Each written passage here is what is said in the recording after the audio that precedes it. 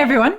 Today it's another first listen to a new to me artist, meaning somebody I haven't heard before, to my knowledge.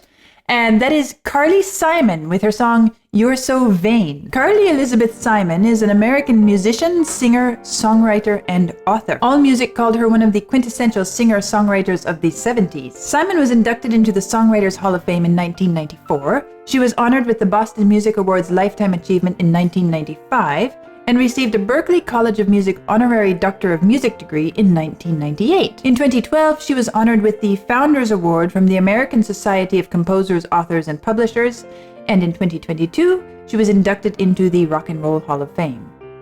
Sounds like a pretty significant person. The lyrics of You're So Vain describe a self-absorbed lover whose identity has long been a matter of speculation. Simon said the song refers to three men, one of whom she has named publicly, the actor Warren Beatty. Okay. Simon wrote You're So Vain over the course of a year. In early 1973, it reached number one in the United States, Canada, Australia, and New Zealand. Mick Jagger contributed uncredited backing vocals to the song. Simon said she invited him to join the recording when he made a call into the studio. In a 1993 book, Angie Bowie said she was the wife of a close friend, quotes, mentioned in the song, and that Jagger had been, in quotes, obsessed with her. Okay, this sounds rather complicated in terms of... Bowie. Yes, I know. I noticed that. So You know who Bowie? I know. Which Bowie? Yeah. So what? You know which Bowie? Well, Angie Bowie, I assume, is related to the famous musician Bowie. Yes. Is she perhaps his wife? Yes. Okay. I am kind of piecing things together. So this is one of those. You know, just reading this, it reminds me a little bit of Death on Two Legs from Queen, in the sense that I get the feeling that this was about real people and real events, at least broadly speaking. But they weren't named in the song.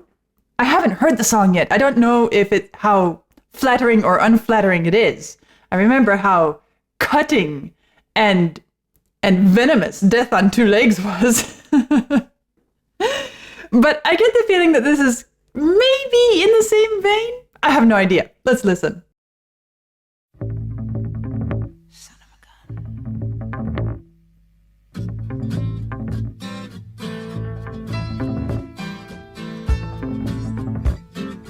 Interesting opening.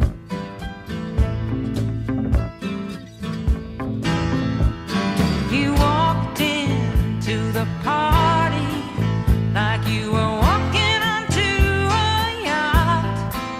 Your hat strategically dipped below one eye. You know, it's funny. Before I even hear the lyrics really getting underway, this introduction puts two ideas in my mind. One is the idea of a hunter, a hunter versus prey. I feel like this is almost a song, music that conveys kind of survival of the fittest, or you know, life in the jungle sort of environment. And the other one is the swagger of it. Already, when that piano comes, well, even before the piano, those bass, I assume it's bass. There's something about it that is really opportunistic, and at the same time, I feel a really strong swagger or overconfidence.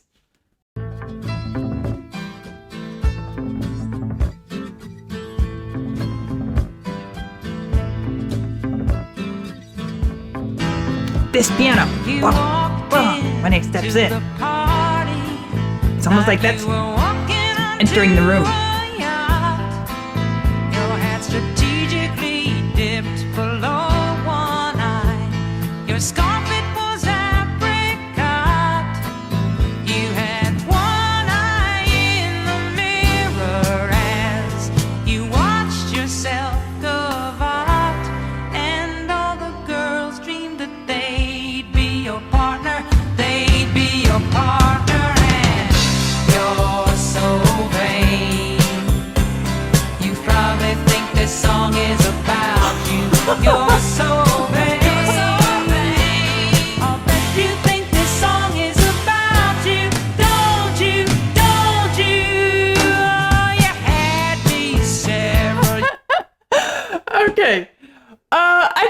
great already.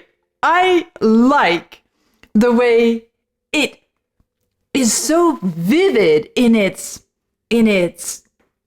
portrayal of this personality or combination of multiple personalities, but it becomes one personality, right? And I don't know, there's something that I feel is just incredibly brilliant about this line. I bet you think this song is about you. Which also kind of makes me step back, probably makes us all step back and think, okay, so this song is not about the subject. And I'm curious to see how this idea develops along the way. Is the song starting out the song focused on this personality and then implying that this song is not about this personality? That's an interesting idea. You watched yourself go out, and all the girls dreamed that they'd be your partner. It's something about the way the voice changes here. You're so vain. You probably think this song is about you. You're Probably so think. vain. You're so vain. I'll bet you think this song is about you. Don't you? Don't you? Oh, you had me Oh, wow, I like the way she launches into that. when I was still quite naive. When you said that we made such a pretty pair, and that way this you guitar and the would piano. never leave. But you gave away the things you loved, and one of them was me. I had some dreams. It's interesting hearing the guitar and the piano interact in that portion of the song there, where the piano is playing a classic, piano chord, chick, chick, ching, chick, chick, around the keys. But then the guitar seems to be picking up on that and reflecting that back. Tick, tick, dee, tick, tick, dee. And it gives a little more, it makes the piano pattern less, I'm going to say less cliche, not because it is being used, not because I'm saying that let's take another pattern, for example. The classical Alberti bass pattern. Yeah, da da da da bum bum bum. You hear this all through Mozart and Haydn and all the classical era composers, especially on piano. And it's just a given that when you need to add some texture, you add some texture in that way. And the piano here is basically adding texture and harmonic support. It's not trying to be anything else. But then the guitar picks it up and says, let's make this something else. Tick, tick, dee, tick, tick, dee, tick, tick. And it makes the piano part, which was just a filler, suddenly so much more than a filler. It makes it become an important part of the whole character portrayal and the attitude that is being expressed here. I'll bet you think this song is about you. Don't you? Don't you? Oh, you had me There's the piano. several years ago. Tick, When I was dee. still quite naive.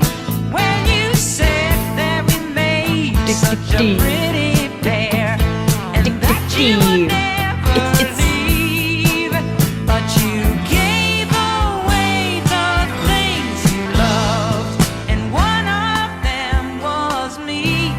I had some dreams that I like the way that the instruments are taking something ordinary and making it into something extraordinary, making it into something that has something interesting to say in the moment, that becomes an active part of what is being expressed lyrically. And as I went back and listened to that there's a whole lot more than just the guitar there and the piano as well. The drums are also working incredibly well, coordinating with the pacing and delivery of the text. It's all so well coordinated. Away the things you loved, and one of them was me. I had some dreams, they were clouds in my coffee, clouds in my coffee. Listen to those drums. You're so vain. And the You way, I guess it seems to be transitioning, at least what I'm hearing. I think that between the verse and the chorus, it seems to be transitioning between maybe single tracked and double tracked or something like that, where when we get to "You're So Vain," I hear her voice more than once. I hear layers of her voice in unison, of course, and I don't know how many layers, but I hear this. What I'm going to say is a reflection of her voice, like walking through a room and suddenly seeing yourself reflected back, not just yourself, but yourself in the room, reflected back to you in a mirror. And just as a mirror adds a new dimension, a kind of depth to a space, so also I feel like this mirror of her voice, or this extra track of her voice, which comes at that moment, it adds an extra depth. And also, interestingly, in the lyrics, I remember, let's see, where was it? First verse. You had one eye in the mirror as you watched yourself gavotte. It almost becomes a musical way of expressing that kind of vanity and arrogance and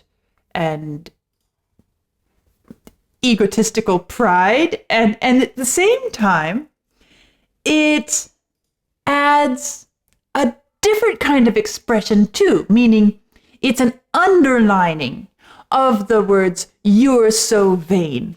It's an emphasizing of "you are so vain," and so it feels like that decision in the recording process, and whether it was done in the recording or afterwards, I think it was a really great decision, and I hear it and I appreciate it.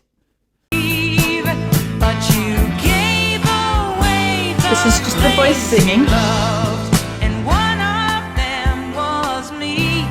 I had some dreams, they were clouds in my coffee, clouds Here it in comes. my coffee, and You're so vain. You hear layers of the voice then, think this song is about you.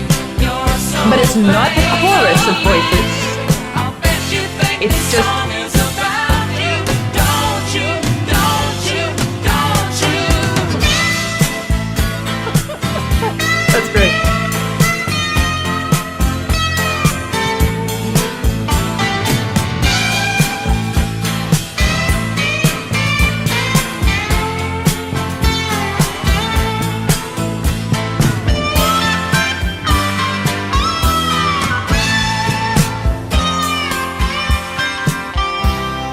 This guitar solo as well, I'm thinking about how it contributes to the piece. And it feels, shall I say, incredibly flamboyant and incredibly empty. In other words, such a great example of vanity, filling up space with yourself without really having something of substance. It's very, I don't know if pompous is quite the word. I think vain is the perfect word. Listen. I'll bet you think this song is about you. Don't you, don't you, don't you? Watch me as I parade through the room and think that everybody's looking at me, and watch myself, I admire myself. Bum, bum, bum, bum.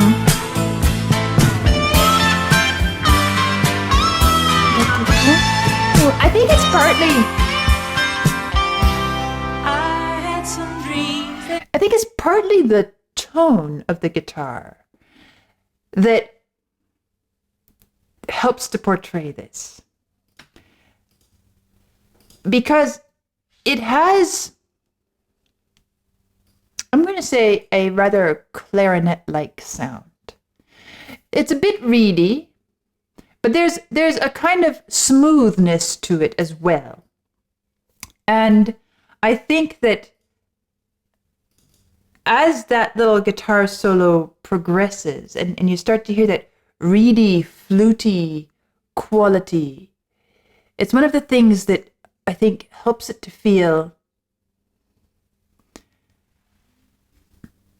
hollow, without real substance. It takes our attention and holds its own attention, fills up the space with itself, but the tone itself hits that middle point of being okay, not particularly soaring and vulnerable. Neither is it earthy, gritty, but it's kind of in that middle area of I'm just smooth and I think very highly of myself. That and the pacing of the melody that the guitar is singing, which takes its time and seems to want to be noticed every time it steps to a different note. All those little things I think are what are helping to contribute to this impression that I'm getting.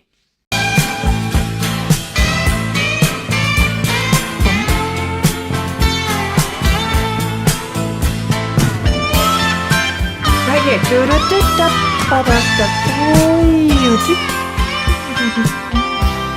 I had some dreams, they were clouds in my coffee, clouds in my coffee, and you're so vain. A little bit of strings in there. Probably think this song is about you. You're so vain. I'll bet you think this song is about you. Don't you, don't you? When I hear you went up to sad. Okay, now, also, I have to comment on her voice. This is my first time hearing Carly Simon's voice, and I love the way it feels so, how should I say this? Ordinary, simple, unpretentious. And none of these words that I'm choosing are words that are meant to diminish her voice in any way. I'm listening to it in this song, which is about somebody being so vain, right? And she's so incredibly expressive without making us notice her expressiveness, without making us say, oh, what a fabulous long, oh, what an incredible, what a beautiful vibrato, what a really deep, heartrending line. It's not that at all. And so what she's done is she has, and I'm saying this having not heard any of her other work, but it sounds like what she's doing is using her voice so suitably to the topic of this song metering it according to the needs, the expressive needs of the song. And so we end up with this expression which, as I listen to the details, I hear when she sings. There are places where she does sound really like she could spit nails, like she is so done with this person, with this personality. She's so over it. She's so disgusted and fed up with the vanity of this person. It cuts in that way, lyrically as well. I mean, I think these lyrics are great. I love the lyrics. But speaking of the voice, I think that the way she is using her voice expressively is the perfect pairing with the music, the instruments, the lyrics to convey the vanity of this person that is being not sung about, meaning, I'm still playing with this idea. You probably think this song is about you. You're so vain, you probably think this song is about you. And as I listen to her voice, I feel like I'm hearing not only the incredible distaste for this personality, but also a kind of I could kick myself for getting for falling for him in the first place, because what does it say up here? You had me several years ago when I was still quite naive. And so there is a lover's experience here. But it sounds like it's over. It's really over. Not only is it over, she's so over him, and she is at the same time just could easily be angry with herself for ever letting herself get entangled with him. And in that way, we are led to understand that this was an incredibly painful experience. You gave away the things that you loved, and one of them was me. I had some dreams. There were clouds in my coffee. That's about all that's said lyrically, at least so far. But the voice doesn't convey the devastation, the hurt that was obviously a part of this whole experience in one's life. But at the same time, although it doesn't express that, at the same time, it lets us know that that is a part of the story. And to be able to bring all those different perspectives and emotional experiences from the different parties into this song, which you probably think this song is about you. You're so vain. You're so vain. This song being about you, it's not about you at all. And her voice is the thing that is conveying what it's really about. Listen here. I'll bet you think this song. Don't you? That's it. He went up to Saratoga, and your horse naturally won. Then you flew your Learjet up to Nova Scotia to see the total eclipse of the sun. When you're where you should be all the time, and when you're not, you're with some underworld spy or the wife of a close friend, wife of a close friend. You're so vain. You're so... Probably The think this song depth of is that. about you. You're so vain. I'll bet you think this song is about you. Don't you? There's little bits of strings in there. Perfect touch. You're so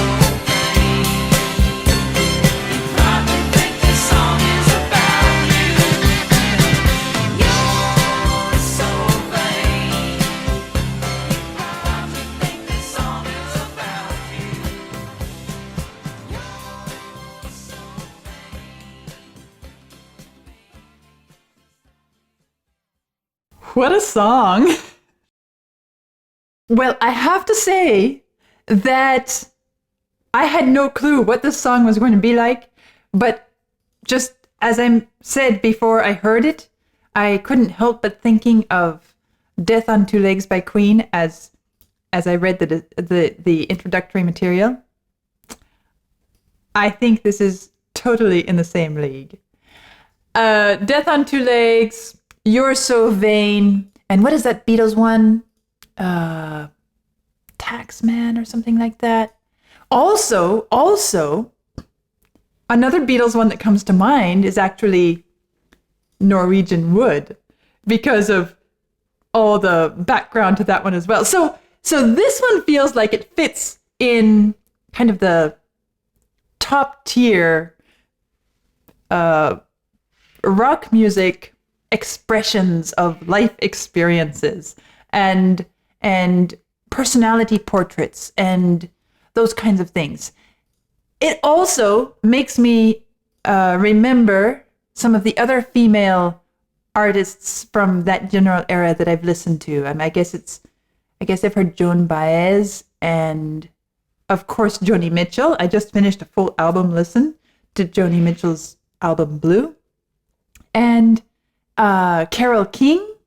So I am happy to now be adding Carly Simon to this stack of female rock singers, voices, musicians, and to begin to take the first step towards getting acquainted with her work. And I'm sure I'll be coming back to her in the future. I thoroughly enjoyed this first listen, and I'll see you soon.